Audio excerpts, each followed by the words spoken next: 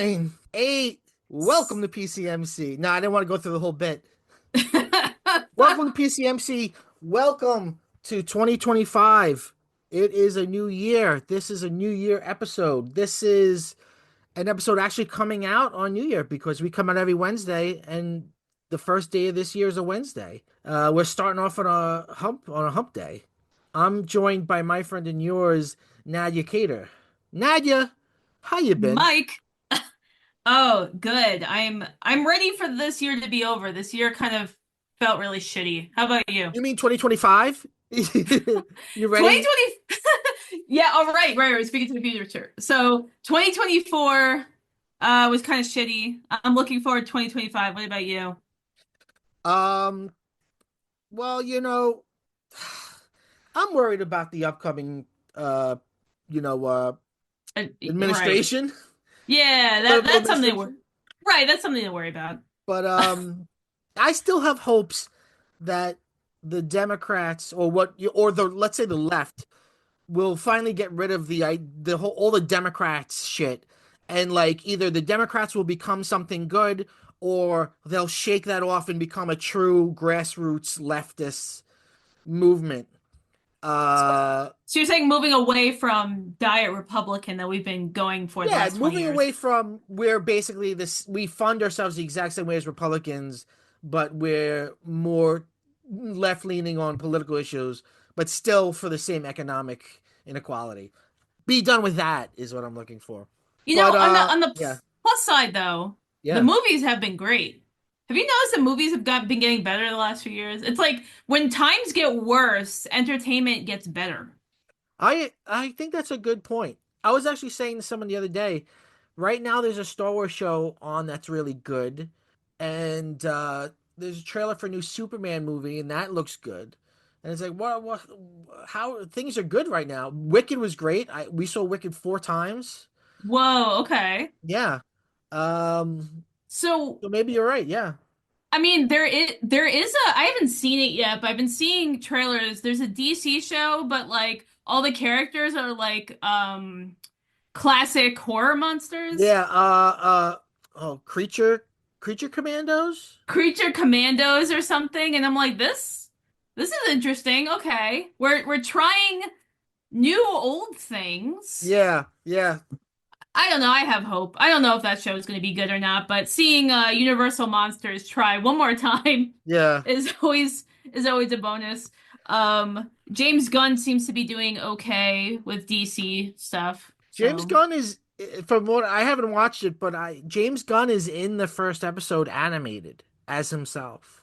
So, wasn't he murdered in a Harley Quinn show? oh, I don't know. I I don't. think I Oh, think they really? killed. Yeah, okay, yeah, yeah. There was a storyline like Clayface was trying to get on this movie and Uh-huh. James Gunn was the director and then they accidentally killed James Gunn so Clayface just pretends to be James Gunn. See, that's perfect. That's fantastic. Yeah, that Um, show's fun. but since Um, it's New Year's Day and we're thinking about time and years and growing old and growing young and all that shit, we are going to talk about classic novel, The Man Who Fucked Himself. No, wait. I'm sorry. That's not the correct title. The Man Who Folded Himself from 1974, written by David Gerald. Nadia, uh, you and I read this at the same time years ago, and I couldn't remember this week. Was it just like a book club thing? Was it like, why did we both read it at the same time? Do you I remember think it that? I think it was one it was like before you were really like deep into podcasting, so it wasn't Yeah. for a podcast. No, it I think, wasn't. yeah, I think it was more like we were just like, let's read and watch stuff together and then talk about it. So kind of like a podcast, but without any of the recording and then Like real aligning our life. schedules. Like real Yes. life. Uh yeah, so read it years ago and then just reread it this week, and it was just as good as I remember.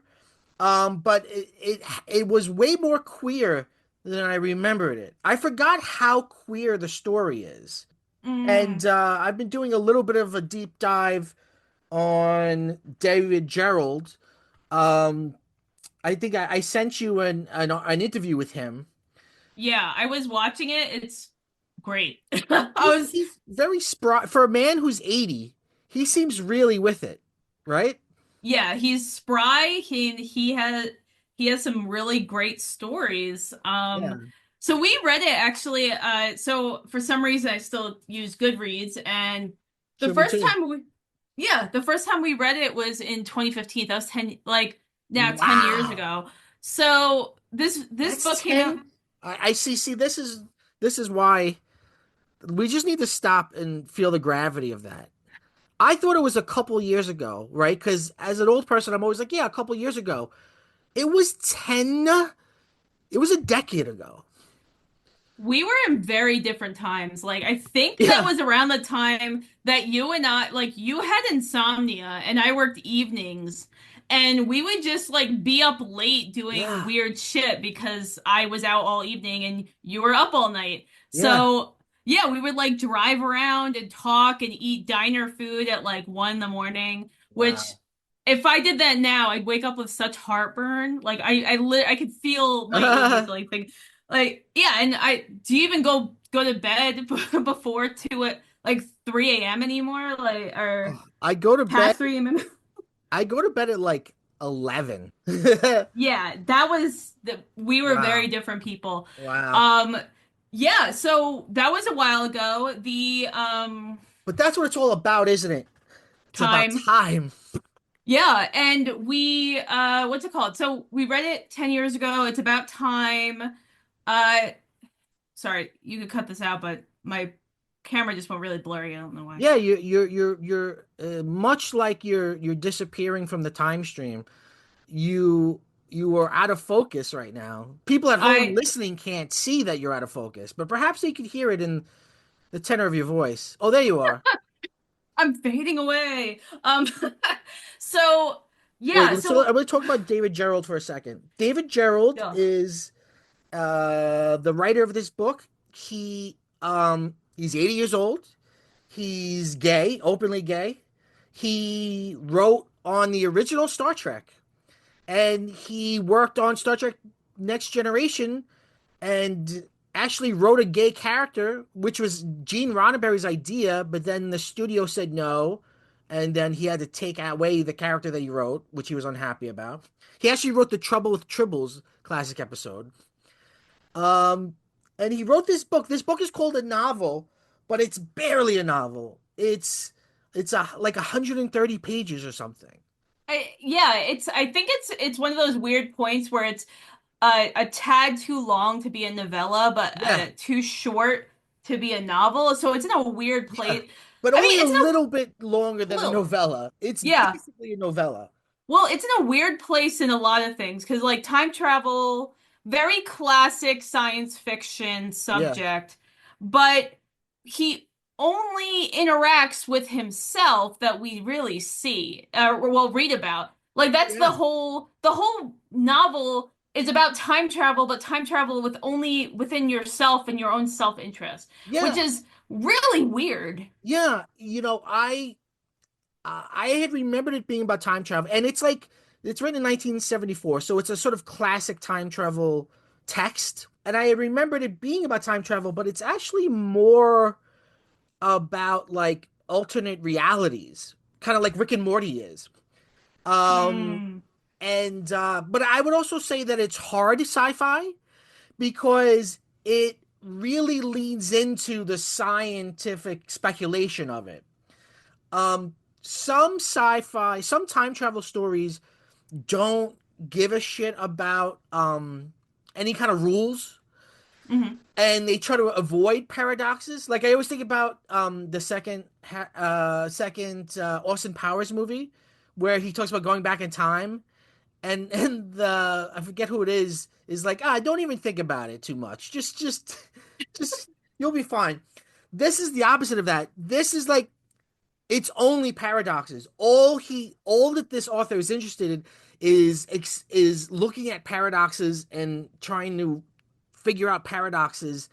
And it is a little bit mind bendy, but it still feels very human.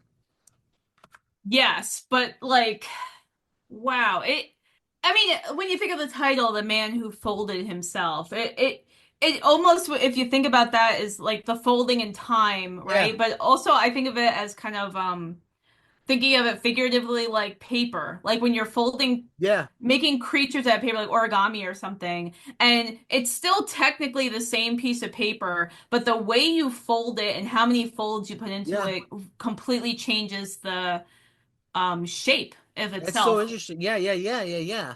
And this, I, it's you said it was like a classic time travel text, and it is, but I don't think I've ever read anything that's even remotely similar or taken from it. It's Um, such a interesting read, and I I've always yeah. really liked it. But yeah, sorry, go ahead. I've heard that it's similar to Asimov. I'll be totally honest with you. I've not read any Asimov, or maybe I've read shorts, so a couple of short stories. But when it Hmm. comes to my sci-fi literature, I have to say that I'm behind. I haven't read any Heinlein. I've read some Philip K. Dick. I've read some Harlan Ellison. I haven't really read Ray Bradbury. Maybe just a short story by him or two. Um, but I've heard people when this came out, at least according to Wikipedia, when this came out, some critics accused it of being too derivative of, I believe, Asimov.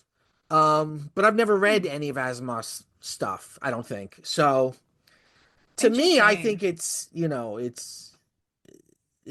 I mean, classics maybe not the right word because I don't know if people really know about it, but when you do start to swirl around and think about like sci-fi of this time, this title does come up.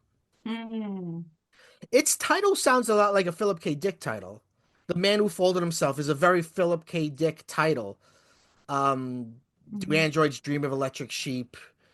Uh, but it's not super freaky like that, like his stuff is. Well, yeah, I mean, that's true. Mhm. I think when you say Philip K. Dick, I would say like this might be, I'm sorry, I'm still grappling with the Asimov thing because I've read Asimov's short stories, but Uh-huh. not his like novel length, and I don't totally see it, but it's also been a really long time, so maybe I gotta pick that up again. But when you say Philip K. Dick, I feel like this is kind of similar to Philip K. Dick. The only difference is Philip K. Dick would go down the pathway of that one version of Daniel Easton of when Yeah. he gets so lost in his own paradoxes and trying to think that out that he loses his mind. That would be where Philip K. Dick would go. He wouldn't go anywhere over here where we're at about like the philosophical Right. and existential questions of queerness as well as time travel itself. Mhm. I'm looking back at the Wikipedia page. I'm wrong. It wasn't Asimov. They were saying Robert A. Heinlein. That the Oh, critics said that it was um, reviewing the novel in 1974. Vector Christopher Priest thought that Gerald had unintentionally replicated the closed loop timelines of Robert A. Heinlein's short stories, "All You Zombies" and "By His Bootstraps." okay. So there you Okay, go. well, the thing is I haven't really read Heinlein, so Me I can't neither. even say that. Um All You Zombies. I feel like I read that one though, but because it's not actually about zombies. It is about time travel. I don't know why it's called. Oh my God. Okay, sorry. I'm looking this up now. And readers, read or listeners, read at home. Yeah. So All You Zombies is about paradoxes caused by time travel. Okay, I did read this. I remember this. What I also remember from Hyland is that he's now remembered a lot for being misogynist. So, Oh, they all were, weren't they? I mean, I've heard yeah. I've heard stories of Asimov like grabbing women's asses Oh yeah, that was and disgusting. uh Harley Nelson in his stories, the women are always marginalized or they're just frivolous characters. He clearly had a disdain for women. That's the I sad when that's the yes. sad part Well, of sci-fi history. yeah, it really was a boys' club. Yeah. Yeah, so Harlan Ellison also, there's a story about him that I learned when I watched. There was a documentary that came out about him like mid 2000s. Uh-huh. And it was actually something that they told and Harlan Ellison admitted to that he got into a fight with his wife, an argument. And for some reason she was naked. I guess she got out of the shower or something. And Okay. Harlan Ellison pushed her out the front door and locked her out of her house completely naked and left her there for hours. And And he I'm was sure that's admitting. told as like a funny anecdote.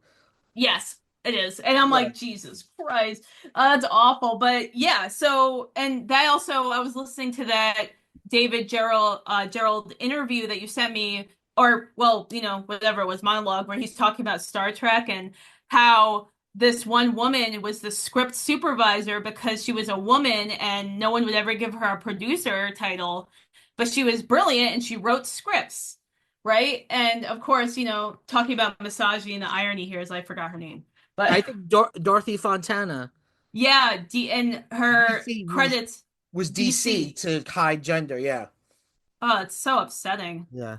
All right, so let's Oh, talk about what this narrative is. So the story of the man who folded himself is our protagonist is named Daniel or Danny, and he has an Uncle Jim, and Uncle Jim dies and leaves him a time belt, basically a belt that has all these buttons on it, and you could travel in time with it. You can travel any way in time with it. You can like use it to just like watch time go, like just as an observer without actually interacting with time. It's got a like a last button like on a remote control where you could go right back to where you were. The he That's the hard sci-fi of it. Like it spends pages describing even with like drawings of like what the time belt looks like and what all the buttons do, which is not necessary really. Daniel starts to use the time belt. The sort of first thing he does is he goes ahead a day, and when he goes ahead, he meets himself a day older, and that version of him he sees as like being less nervous, and he actually starts to admire that person. And that person calls himself Don, even though it's Dan. He says like, when I'm the whoever is the one who's ahead will be Don, and the other one will be Dan, which made me think of The Substance, because remember in The Substance they like their number one rule was remember you are one. Like don't believe the illusion that you're more than one person. You are one. Because he immediately does that. He immediately starts talking about himself in the future as a completely different person. And then he does that Back to the Future thing that Biff does. He bets on horses and he wins a lot of money, and he basically becomes, very, very rich. But then we see what just happened again the next day, and now he's Don. Right? Now he has to do what he just did yesterday from the other side. But he starts immediately fucking up and doing paradoxes. He goes, well, yesterday Don was wearing this jacket. What if I don't wear this jacket? What happens if I don't wear it? Um, and he doesn't, and things turn out slightly different. He eventually realizes that, in fact, even though it seems subjectively like time travel, he's actually constantly making new timelines. Which, if you remember, you and I talked about, we did an episode a long time ago on the show Future Man, yeah. which I believe season 3 of that show was all about like that exact thing. Like the first couple of seasons, he's going back and forth in time, and then eventually he's like arrested by the time police, and they're like, "You're completely fucking up reality because you keep creating these new things." That's what this guy is doing. Yeah, and they in Future Man they even say like, "No, idiot, you didn't stop that from happening. You just moved it. You did die." And then all the characters have to reflect on that they killed themselves inevitably Yeah, multiple times. There's even this amazing scene in that third season where the three characters are running down a hallway and they're seeing versions of themselves ahead of them and yeah, realizing and then one of the versions realizes that they don't make it and they just like, oh shit, we're the ones that die because they keep seeing themselves like yeah, die. And I was like, oh my God, that's bananas. yeah. Yeah, so like in this one, Yeah, Dawn and Dan, and they're also seeing versions of themselves. There's one point at the racetrack where Dan is like, I thought I saw Dawn leave, but then when I went back to my seat, I saw that he was there. And it But turns out that he saw another version of Dawn yeah, that went back in time to warn Dawn not to do this one thing because it right. fucks them up. what what he does the second day, and now he's Don, and he's like, you know what, let me change things, let me try to win more money. Then an older Don comes to him and goes, no, don't do it because you're gonna get arrested, and they're gonna look into you as for what you do. Win, don't go for all the money, win less, win a certain amount and then move on, you could get rich other ways. And what's interesting, I think one of the reasons why this book is so short is you only have like 5 or 6 actual scenes, because in between the scenes are a lot of sci-fi pontification. Like there's big jumps where like after he starts with fucking around in time, there's this whole like 3 pages where he's like, and I saw this and I saw that and I met Abraham Lincoln and I watched this and I saw dinosaurs. And at one point he stops Christ from being born, but then he goes back to his timeline and the world is so alien and different and everyone speaks different languages that he goes back and undoes it, because undoing Christ changes all of existence. But it's not religious. Like he says Christ is just a guy, but the religion based on him has a big effect on our culture. There's just it's Yeah. yeah, He also talks about, and that's the thing is like the weirdest thing is we don't actually see these scenes exactly what you said. We yeah, just hear about that narration and that someone tell, which is like a big no-no. It's basically kind of in a way exposition, but not. Like you're not yeah, like a rule of writing is like you shouldn't have the character telling you the reader the story, but that's a lot of this book. So it kind of breaks that rule, which is interesting. And he even talks about different realities of like seeing Abraham Lincoln get shot, stopping that, then going back and changing it again with Kennedy, the same thing. And he realizes that there are like limitations to what he can and can't do, or the bigger consequences. He even talks about going to the far future and yeah. not understanding or being able to communicate. So he's like, well, I could only travel within this period. Yeah, he says basically like Uh, really he could only like because of everything about him, he could only and his language, he could only be around like a couple hundred years.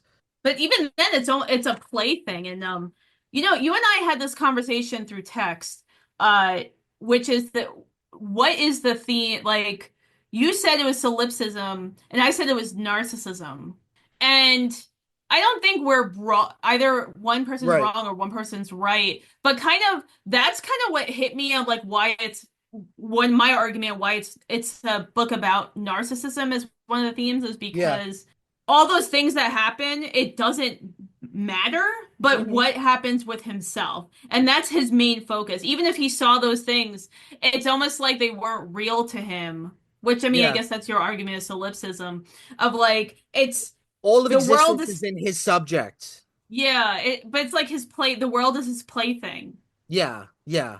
Um, I just want to. I don't want to read too much, but there are some interesting passages that I wrote down.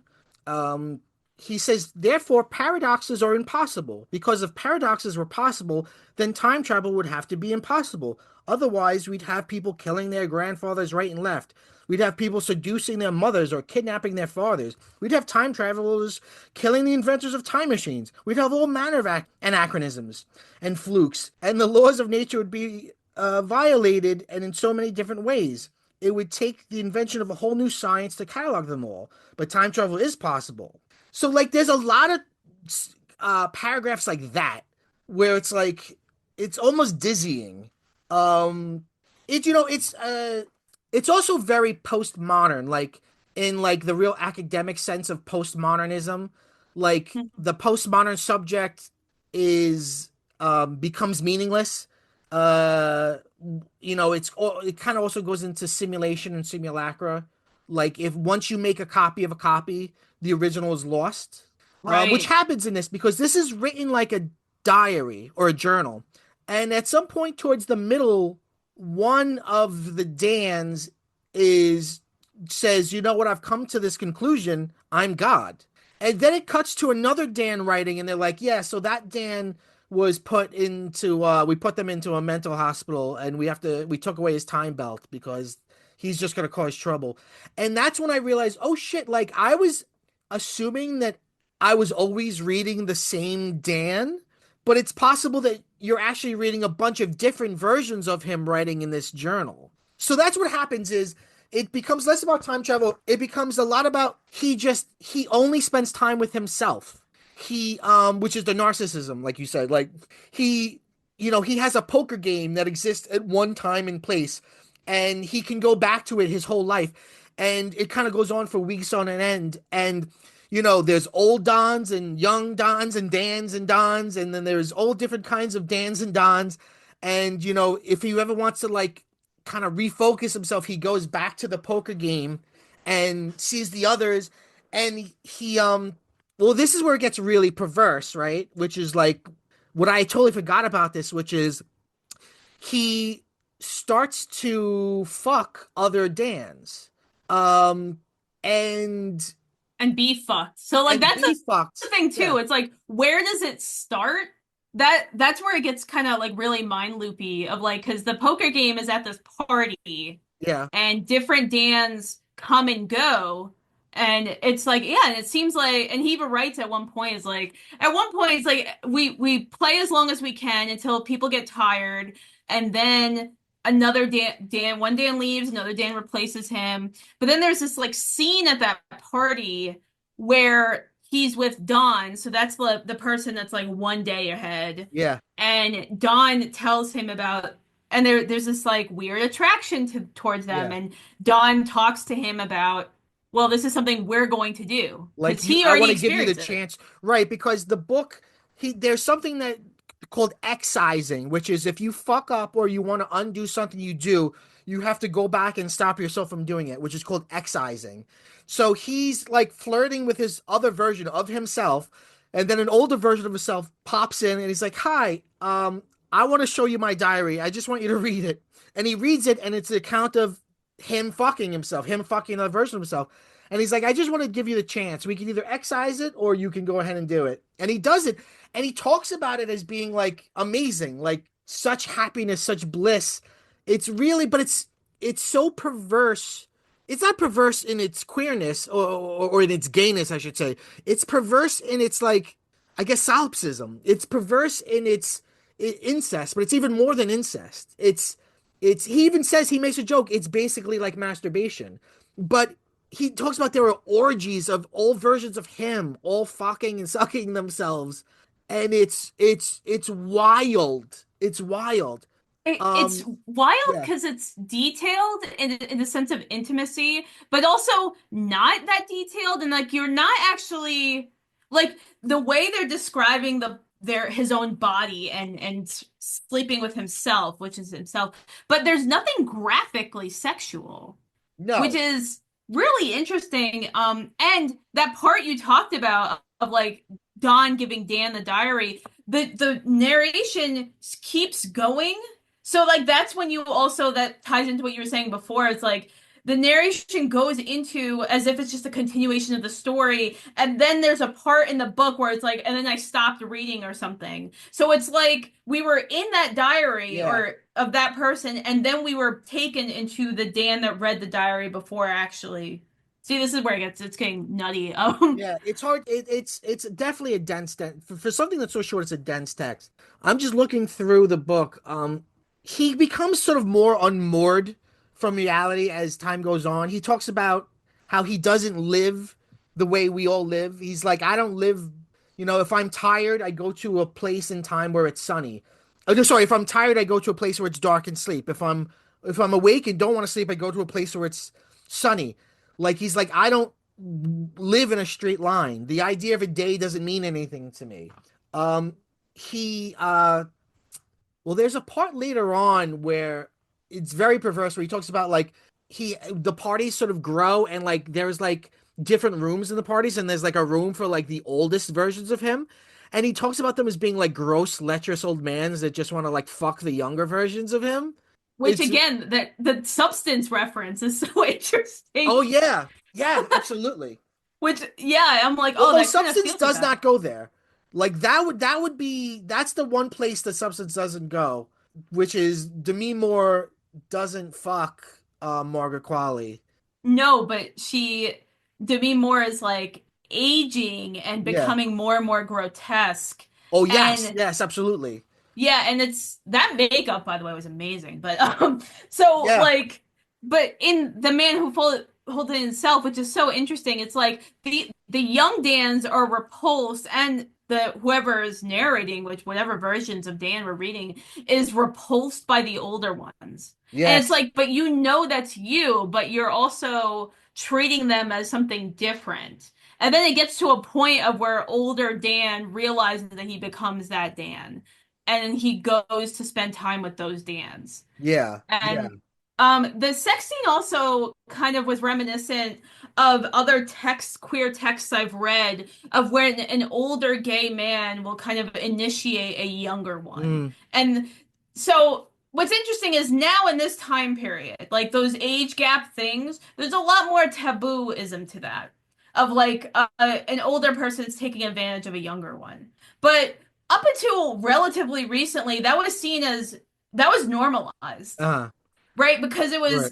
it was of course it's sex, but it's also like a mentorship, and that's kind of exactly what happens in that is like Don Yes. mentors Dan to a certain point, but then eventually he stops meeting Dons, and it's almost like that's the Right. There's aging a weird, process. yeah, I didn't totally get that. There's a point in his existence where he says, I'm very lonely. I don't see a lot of me around anymore, which That I'm Yeah. guessing other versions of himself excise themselves. Yes, and that the first okay, so I read this three times. So I read it the first Uh-huh. time with you. I read it again 4 years later in 2019. See, thanks, Goodreads. And then I read it for this Uh-huh. podcast. So like this time reading it, I finally understood that. Is like he keeps excising himself to a point of where then they can't visit each other because those versions stop existing. And so even going back to the party, there's less and less Dans because all different versions of Dans are changing their behavior and their patterns and in essence eliminating those Yeah. paradoxes. I just found this great passage from when he starts engaging in the sex.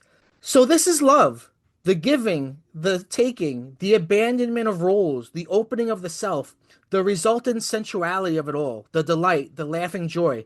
Were I to describe in clinical detail for some unknown reader those things that we have actually done, the intensity and pleasure would not come through. The joy would be filtered out. The written paragraphs would become grotesque, perverse, which is it's great in that it's what it's not saying is saying everything. Um Hmm. uh but then he gets to I'm trying to remember how okay, yeah, he gets to a point where he's lonely, right? There's less of him around and he goes, I'm gonna go back far. I'm gonna go if there's other Dans out there, I got to think of a time where they would go where I would go so I can meet them. And he goes, "How about my birth? I could go to my birthday, the time of my birth, and to the place of my birth." And he goes, and the hospital's not there because at one point the Don we're reading excises himself, which is the perfect, you know, Jean Baudrillard simulacra. Like the original's gone now, right? Um, he goes so the hospital's not there, so he's like fuck. So then he goes, okay, I'll go back 100 years in the same exact spot. And he goes and he meets Diane, who is a female version of him. And then they have a love story. And they're more than fucking, they're like in love. That was wild. Yes, it's wild. What just when you think this book can't get wilder. And it's really interesting the way it talks about gender too, because at some point Dan gets sort of bored of his relationship with Diane, and he says like, you know, when I was fucking other Dans, I could be any role. You know what I mean? He doesn't use the terms top or bottom, but he means top or bottom or whatever. And he goes, but with Diane, I'm always the man and she's always the woman. It's limiting. And I'm like, fuck, this is written in 1974. This is awesome.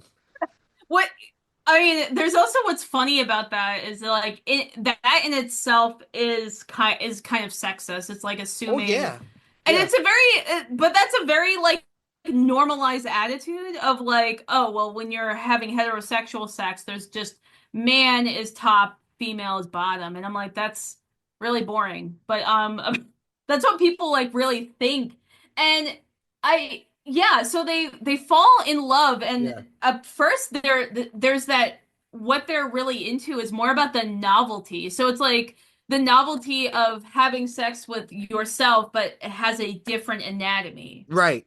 And then they get tired of that and they miss themselves essentially having sex with virgins. So like that's when you also learn that Diana was having sex with older versions of Yes. herself and same self. So it's like I think even if I'm not mistaken, I think the older Diana that was mentioned was like Donna. So even using the same or similar names. Yes, you're right, right, right. Like, yeah, her version of the one who's ahead is Donna. I'm sorry, can I just read this really funny passage that I liked? Yeah. Yeah. Today I destroyed the career of an archaeologist. Accidentally. I didn't mean to do it. A fellow named John Shannonhouse, a chair at Columbia, had reported some very perplexing recent discoveries, and half jokingly referred to them as, quote, very convincing evidence of a practical joker with a time machine. It was the half that wasn't joking that concerns me. The recent discoveries he referred to were some rather unfortunate anachronisms, things I should have paid more attention to, things I left in the past, things that someone left in the past. I thought I'd be more careful, but apparently I wasn't. Or it wasn't me. One of the Pompeian artifacts in the British Museum has definitely been identified as a fossilized Coca-Cola bottle from Atlanta, Georgia bottling plant. So there's humor in it too. It really like it.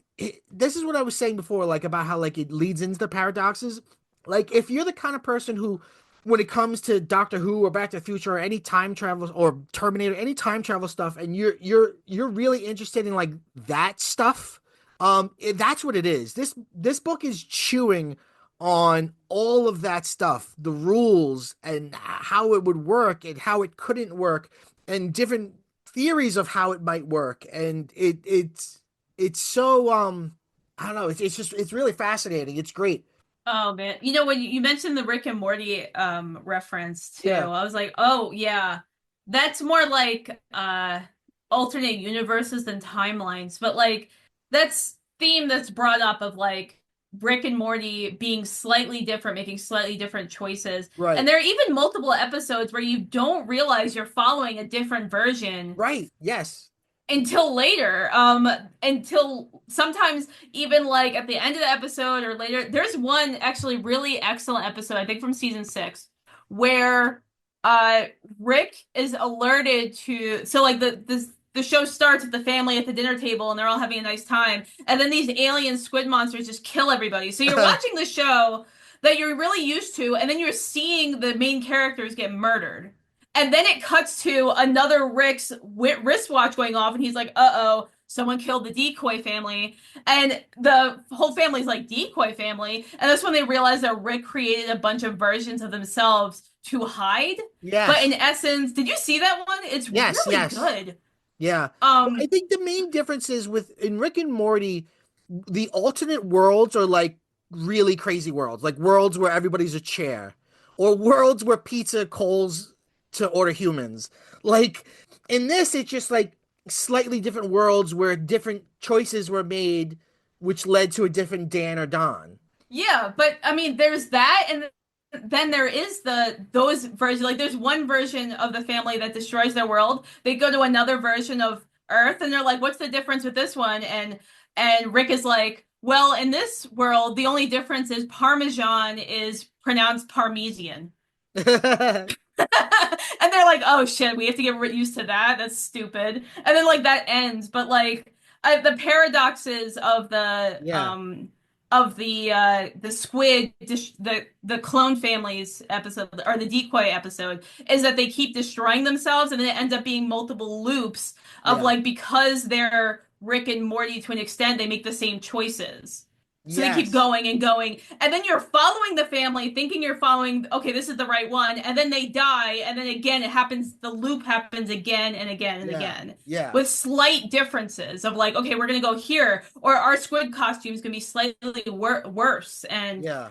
it plays with that well. And this story, I kind of wish we saw more versions though of uh Dan. Like we did see a lot of versions of Dan, but they kind of, except for the female version, Yeah. which that in itself is a paradox, and that's like the big moment in the book is when you realize that somehow along the way Dan excised his own birth, and so that he Yeah. himself is a paradox because he had sex Right. with another version of himself. Yeah.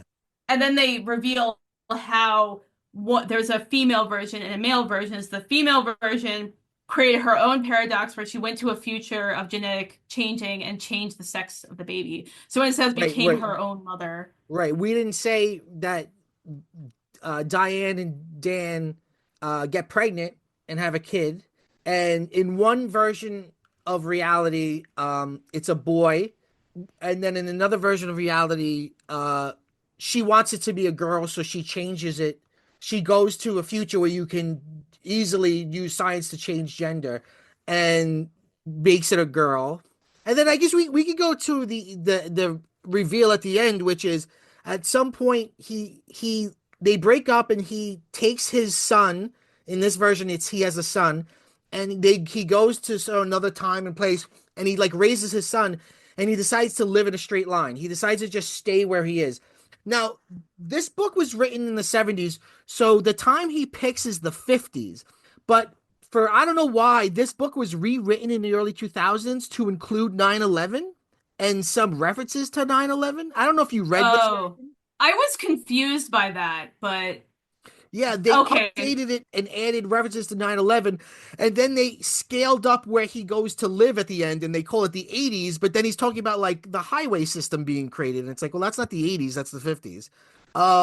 So it creates a problem within the text. Um, but then he grows old as he's taking care of his son, and then he goes, and I started to call myself Jim, and you're like, shit, you're Uncle Jim. And then he gives his son the belt. He is his own father. He is his own son. His life is a complete, he is a paradox. His life is a circle. Well, he's also his own mother. And then in the Right. story, Or old himself and Jim, himself fucked and made him. right, but But that's then he what will gets grow up and wild. fuck, but he will then grow up and fuck another version of him. Well, like he talks about in the end, like, because the one thing that makes that's different in the end from the beginning is in the beginning when he gets the time belt, he just gets the time belt. But in the end, he decides when he's old and he's going to die, and I want to get into that whole part of the story. Mhm. um he decides not only to leave himself or his what he calls his son or nephew the time belt, he leaves him the diary. So he'll have more of a choice knowing where his life will go and all the crazy shit will happen. And he can maybe make different choices.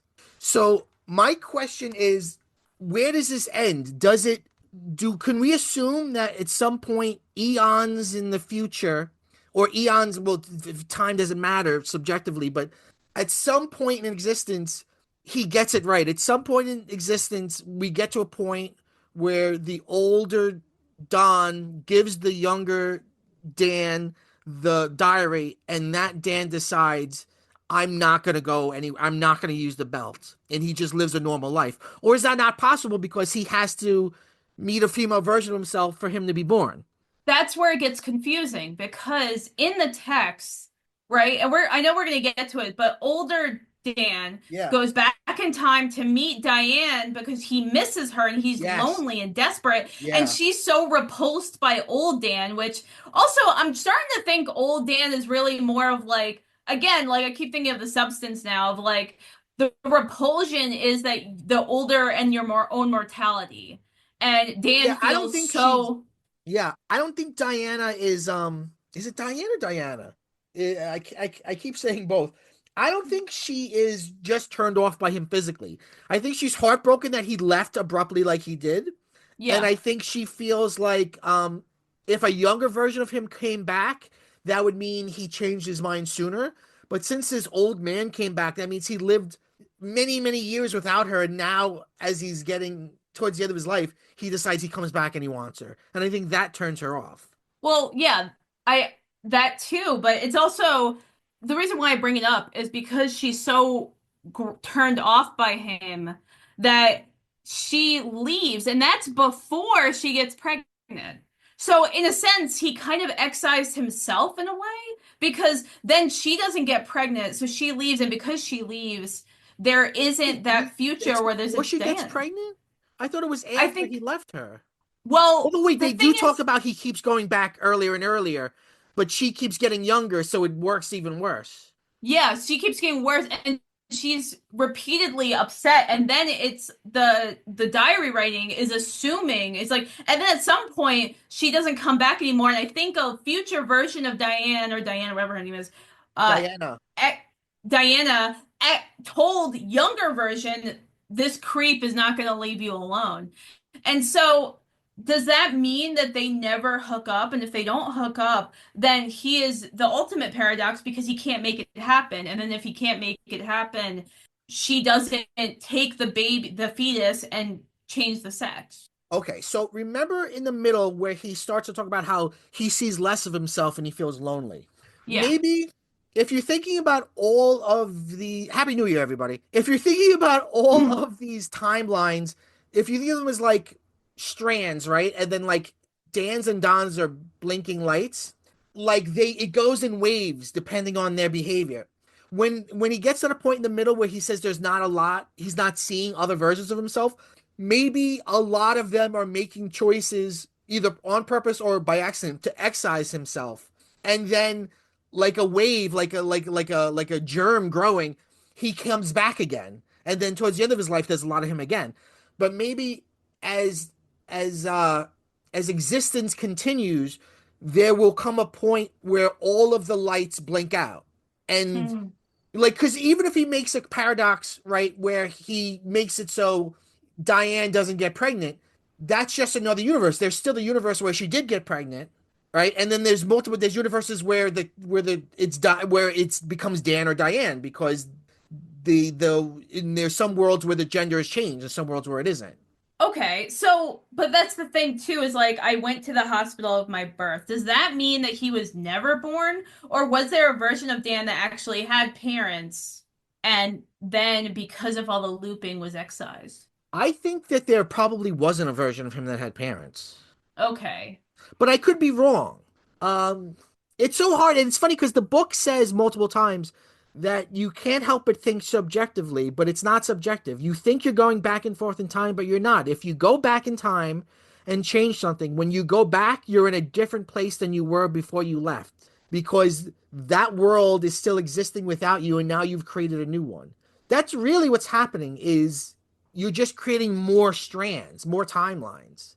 It's like that episode of Community Right. with the eight-sided die, where That was Abed's fun. like, by doing this, we're creating seven other, yeah, seven other existences. That was a good episode too. Yeah, Yeah, and then there's the worst timeline, which comes back a couple of times, right, right. Which has on that become a meme show. online because people say Yes. we're living in the worst timeline. There's also though, like you asked the question, would we get to a point of where Dan doesn't use the belt? But I Yeah. think that has to also do with his own psychology, and because as soon as he gets the belt again, he goes back. Like there's that mentality of, oh, I can make it better this time. Let But me it's ask. like Yeah, if you think yeah. you can make it better by making different choices every time, does that mean you never reach a point of when you realize that you can't do anything and you stop? Well, do you think that that is a peculiarity of the character we have, or do you think that the author is suggesting that whether you call it Dan or whatever you want to call it, this is what any human would do. Any human would go down all these roads. Like in the part towards the middle where one Dan goes, "I'm a god," and then that Dan gets locked up and called schizophrenic. And then they say we're sure to the rest of us Dans and Dons are sure to whenever we come across a schizophrenic one to take their belt away. I don't really think that's an aberration. I think you do this, you play this game enough, you time travel enough, you become schizophrenic. Well, you have this like Messiah complex, which he exhibits throughout the whole book. Like again, Right. that goes back to that solipsism and narcissism talk we had. Is like he thinks that he can make better choices. He thinks Yeah. he's the only one, and he only interacts with other people very little in this book, but only to for his the means to his own end. So, like for example, Diana taking the baby to the future because she doesn't have that technology, obviously, but she knows other people do where you could change the sex of a baby. Yeah. Um, him talking to the lawyer to get his inheritance from Uncle Jim, which is just himself. I I think it's more of the folly of getting to that point. I think it's the God complex. I think if any human being gets to a point of where they're so outside of reality Yeah. and think that they're better than reality, that they're always going to make those Right. choices. So Or so we agree it's not this specific person, Dan, that if we can ascribe authorial intent here, the author's saying any human would do this. This is what happened to any one of us if we had this power. I mean, I read enough science fiction I wouldn't do that, but or I think I won't, but maybe I would, or maybe I think I'd do it better because I know because I read it. Yeah. Like who knows? Those are the two big questions. If you had a time belt, right? Would you do it to make different life choices? What I don't know. I feel like I wouldn't use it. I know I'm not being noble. I'm just cowardly. I think Hmm. my problem is I always act with an abundance of caution. Um, but I don't know. Maybe I experiment with it a little bit, and it would build my confidence. Maybe it seems like the first thing they all do is figure out a way to make money. Maybe I would do that, and then once I had money, I would feel confident, and then I'd start fucking around. Hmm. I was gonna say I Well, have he a is very partner that I lonely. love, so I wouldn't want to Hmm. not have her in my life. I wouldn't want to create a world where she doesn't exist. Like I think it's essential that this character is basically a loner even before he starts time traveling. Yeah. Yeah, because the thing that's weird though is it kind of seems like in the beginning Uncle Jim isn't really around, but sends him to college, which Yeah, I wasn't sure if that meant that Uncle Jim was just financing his existence but not really interacting with him, yeah, or or not. Like I was confused by that. But yeah, I also wonder like the same question of like the time belt is like I also have a partner that I love and I don't want anything that happens to them, yeah, but what if I take the time belt and I decide to make money off of it? But right, making money to a point, it changes my personality because that's what happens when right, we don't have the constraints anymore. It changes you. And yeah, maybe that will repulse my partner and I won't have them anymore. Or I don't meet them for something or something weird like that, right? Like we yeah, don't really know what that would be. yeah. Second question with the time belt though, Mike, would you have sex with a version of yourself? No, I don't think I would. I don't think I would. Um, I mean, I listen to my own podcast sometimes, which is in many ways like masturbation. But I don't think I would. No, I don't think I would. So Would you? that's the thing that I've actually before I even read this book again, I that was a it's an internet question, right? I was wondering about it. It's like, okay, I'm not really physically attracted to myself. However, I know my body more than anyone else. So, in that Right. sense, if you're not physically attracted to yourself, but you know what gets you off, would you do Yeah. the ultimate experiment of getting yourself off in a way that no one else really can because they don't know you as well as you know yourself? I feel like I And have to that's have the a visual question. pleasure. Like I have to, like I don't find myself Mm, attractive. You know what I mean? So even, okay. know, um, but I don't know. Like I feel like the more Dan travels in time, the more all of his subjective markers start to blur. His gender starts to blur. His orientation starts to blur. His age starts to blur. He loses track of his age very quickly. He's like, I don't know how old I am anymore. Mm, It all sort of starts to just become meaningless. So this is a side hmm. note. Have you ever seen Death Note, the anime? Yes, but a long time ago. It's about this person who it's a classic anime. He gets this notebook where if you write a name in it, that person dies, and the kid starts writing names of like terrible people in it, and all the terrible people die, and then the kid sort of becomes an egomaniac, and it goes on and on and on. There's a part like that in this book. This is a quote. I read the news every day. I don't like seeing tragedies. I don't like plane crashes and murders and kidnappings and bizarre accidents. So they don't happen anymore. I go and I see and I fix. But then he says later on, the odd thing is I don't do it because I care. I can't care. These people aren't real to me. They're pieces on the playing board. I just do it because it satisfies my sense of rightness, because it makes me feel a little bit more like a god to be doing something useful. So Wild. he loses real empathy too.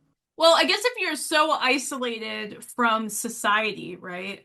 Uh, you you lose so many tools that we take for granted. Yeah, Um, so yeah, like he basically loses all his humanity because he doesn't play and he doesn't have to play by the rules that we live by. yeah. So this has been a good episode. I want to wrap it up talking about his death, because we get to a very interesting part in the book where um like I said, there's the big party and there's like different rooms with different age groups. And he the older person room, at one point a Dan shows up, and they talk about how actually time traveling like actually is like a bit of a physical, it hurts you physically because the air that was occupying the space you're in has to be pushed out or whatever. Um, so this old version comes and he's like out of breath and he's like sick, and the other older ones come to pick him up, and then there's a younger one there who's we're reading his writing, and he's like, I kept asking what's going on with them, and then the other old guys would go, never mind, you don't have to think about this yet. And they take that old man to a bed, and then a couple days later he dies, or later he dies. And then I forget what happens, but he starts traveling looking for the one who, it's like he kills himself by looking for the day he died. He knows that he's going to die by traveling, and the travel being too hard for his body, and he dies. But he's also looking for it. And he talks about how Dans of other ages are also interested, because when he gets to the room where he sees the old man who pops in and then immediately starts feeling like sick, he says there's a bunch of Dons and Dans there waiting, as if they're waiting to see something. So there's a perverse, like, oh, they tell each other about the one that dies, and then they all want to see themselves die. That's It's dark, man. very like memento mori, like a weird satisfaction in seeing yourself die and seeking your death. But in seeking it, you create it, because he dies by traveling. His death wouldn't be triggered if not for the last time he travels. You know, that's something I was also thinking about because when Dan gets the call at the very beginning of the story that Uncle Jim died, Yeah, the lawyer tells him this is one of the few, very, very few instances, or maybe even the only I think instance it of is Dan having talking dialogue with, with yeah, someone who's not one of himself. Yeah, right. And the lawyer says his maid found him, right? yeah. So, and I think that's supposed to kick off that cycle anyway. So it's like, did the Dans send dead Uncle Jim to a time period where the maid will find him so that they could report the death? Or the maid could just be a Dan that we don't know. Like you don't get the idea that Dan is close enough to his so-called uncle that he like knows the ins and outs of his everyday life. Perhaps the maid is another Dan. Fuck, maybe the lawyer is too. I mean, you figure he would recognize someone who looks like himself, but it does feel weird that like he's the only character that's not a Dan. It would be fascinating if this whole book there is only one character just talking to themselves over and over and over. I kind of think of that scene from Being John Malkovich when Malkovich goes into the Malkovich hatch and is just in a restaurant on a date with Yeah. himself, and everyone in the restaurant is Malkovich, and they're all just Malkoviches, all different versions Yes. of him doing Yeah. different things, and then it gets to a point of like even the text and the speech is just Malkovich over and over again, Yeah. and it's maddening. It drives Malkovich crazy. He loses his mind, and then he gets thrown out on the side of the highway because that's how that cycle works in that movie. But there's something kind of really, excuse me, frightening about it. Whereas in this story, it's not frightening so much as being alone is the scariest thing for Dan. Yes, yes. But he Um, only pursues the same interaction. It's actually like the classic definition of insanity of like you keep trying the same actions over and over again, expecting different results. And that's like what Dan is doing. Is like even though they're slightly different actions, he's only pursuing himself over and over again. yeah. This is the last page. I saw him in his coffin. I sat through his funeral. He's dead, and he isn't. I could go looking for him. Should I? I want to reassure him and be reassured by him. And the tears roll down my cheeks. I'm crying for myself now more than him because now I know how truly isolated I really am. I am abandoned by the universe. There is no God who can save me. I am so alone I cannot bear the pain of it. Now I know how desperately isolated one human being can be. What have I done to deserve this? Surely I will go mad. And then it says, then there's like a beat, and it says, no, I will not. I can't escape that way either. I know what choice I have, and it is no choice at all. The decision is mine. A world awaits me. The future beckons. All right, I accept. I'm going to put on the belt. And that's the last line. I'm going to put on the belt. So even with the having read the diary and knowing what he's going to do, this version is like, I'm gonna fucking do it. Some, well, maybe I was saying before, maybe there's a point where he doesn't. Maybe that's a reality where the hospital where he's born isn't. If that makes sense. But then it's also a question of we only know that he was born in the hospital when Dan tries to go back there and there's no hospital. But what if there never was a record of him being born? What if because Dan has infinite amounts of money, at some point he Yeah. created fake records of himself so that he could inherit that money because he inherits Right. something a little bit from Uncle Jim or whatever, or has the house in his name or whatever bullshit. Like, Well, but that's the thing is like yeah. we don't know. There's a weird thing in the beginning where his uncle's like, "You're worth millions of dollars. I'm the one who's taking care of your money that your parents left for you." And then when the uncle dies, the lawyer's like, "You're not worth any money. Your uncle was wrong." But then he goes and he bets on the ponies, and he wins the money that the uncle said he had. I don't know. I feel like I could read this Well, book 9 million. What I need is like a murder board. I need like to read the book a bunch of times and then like draw lines and like have like push pins and try to figure it out that way. well, that's another thing I'm wondering is like how did he write this in this way without losing it? Because in the afterword of the story, David Gerald just writes about the hardest part for him was being open and writing about that gay scene, that gay sex scene, Yeah. right? And I was like, that's the hardest part? I mean, I guess at the time, yes, being openly gay was really challenging, but Mhm. I'm talking about literally all these different Dans and different timelines and keeping the story up in a certain way. It's very bizarre. Yeah.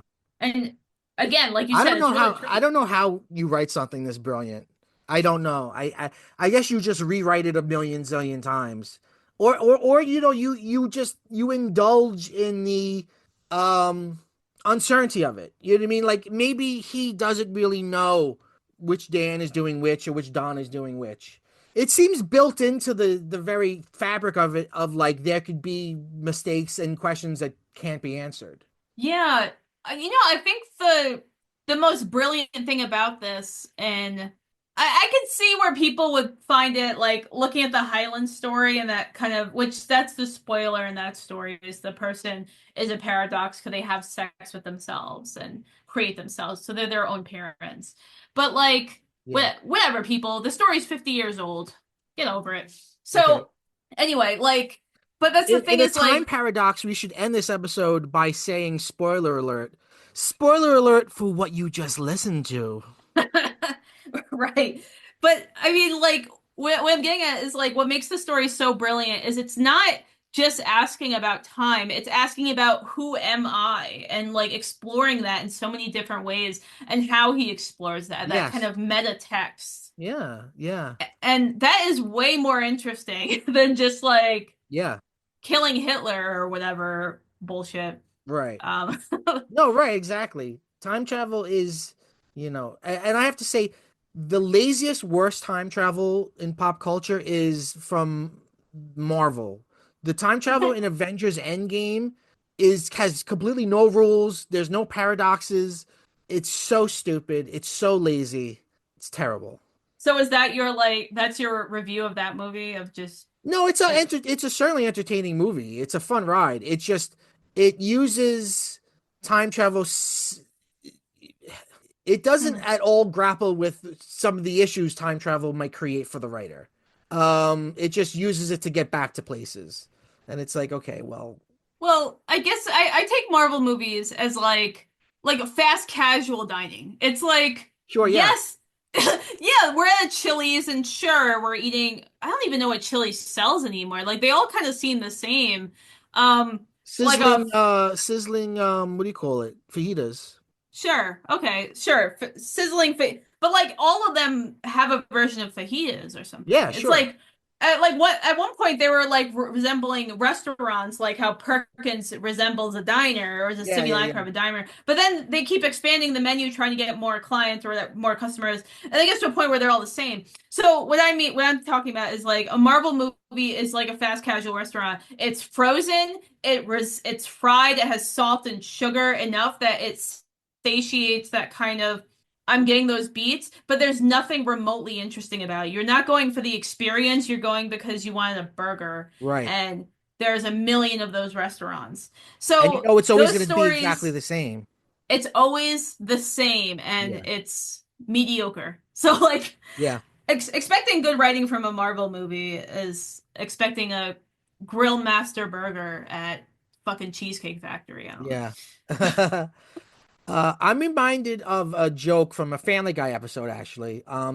It's they do a parody, The Lynch That Stole Christmas, and it's David Lynch crawls down a chimney, and it's actually voiced by David Lynch. And there's a little kid there who has a plate of cookies, and he goes, "Did you leave out a saucer of black coffee for me?" And the little kid's like, no." And he's like, "In the future, leave out a saucer of black coffee. Also in the past." This has been It's funny. PCMC. I'm Mike Bongiorno. I'm here with our friend Nadia Kader. Nadia, thank you so much for being here. Thanks, Kicking off Mike. the Good new boss. year. Everyone, I'm gonna end the show by saying welcome to PCMC so you can listen to it in a circle. No, we end every episode by saying Go bye bye.